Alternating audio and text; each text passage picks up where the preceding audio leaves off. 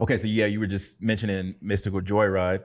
Let's talk about Mystical Joyride. Definitely wanted to get into that. Super dope project you do with your wife.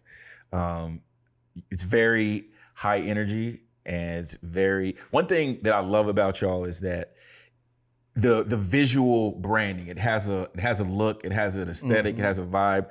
Whether it's social media content or whether it's on stage, it has a vibe, and it's more like an experience versus just you're just watching somebody sing. You know what I mean? Yeah. And so, from the live performance standpoint, there's props and there's, you know what I mean? And like I said, the outfits and like the whole thing is a vibe. And then, like I said, from like social media standpoint, just having like that consistent visual branding, I feel like is something that's important that not a lot of artists really think about. I feel like a lot of us, we think about, okay, I want my sound to be this, but beyond that, I feel like the visual, I feel like a lot of us don't really think about, okay, how am I gonna stand out visually? And I feel like that's something that y'all kill it. So yeah, talk about kind of that process of arriving to that visual branding and like how y'all think about that. How did we? I mean, it kind of started. I just mentioned the Special Force band because so Mystical Joyride started. Special Force was happening, and it was like a 6-piece band, and like took a lot to happen every time. And Leah and I got married, and we had our separate projects. We were helping each other and doing everything, but it was just still like each pushing our thing forward and individually. And then so we were like, let's start something new. Let's do it together.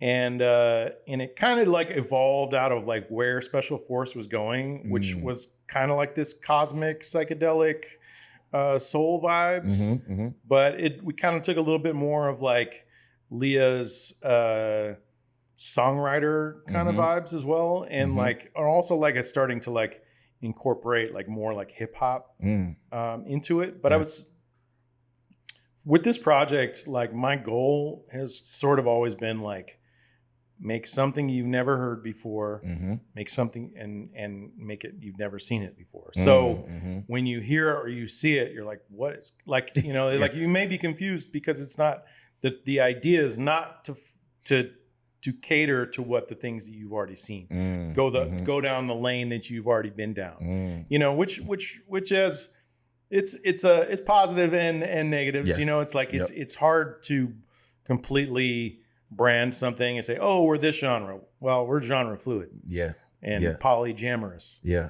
Nice. I love that. I love it. So it's like we have, but I think those are the things that like the cosmic vibes is like the cosmic is like the futurism of where I'm trying to come with that. Like sometimes we're like kind of like alien-y. And that's again, like where it's like, okay, you've never seen this before. This is something new for you, so they, and then those, but then like also like I try and keep like the rooted, like guttural, like tribal human experience like in there. So it's like this like tribal futurism, like that's kind of like, I guess that's like how I would describe the aesthetic, it's like cosmic, wizardy, like future aliens, but like so some people think definitely people think we're weirdos.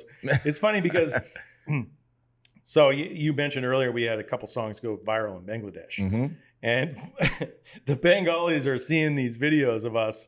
We have our friend Arzine who joins the band sometimes, and we came up with these 2 songs, and they have Bengali lyrics. But he's showing up and he's like joining our aesthetic for this.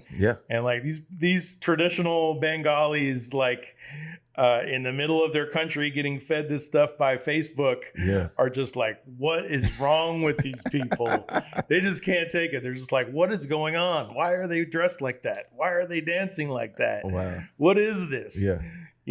But that's, do those comments help actually fuel it, and is probably part of what helped it? that it, absolutely. It's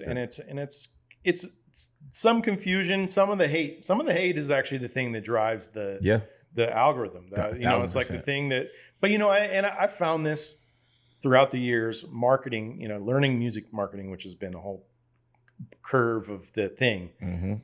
But if people are not feeling a certain type of way about it, then it doesn't really catch them. Yes. So it's like if it makes somebody mad, then it's probably somebody making somebody else really happy. Yeah. You know, or like vice versa. Like so it's if it's making somebody really happy, it's making somebody else mad.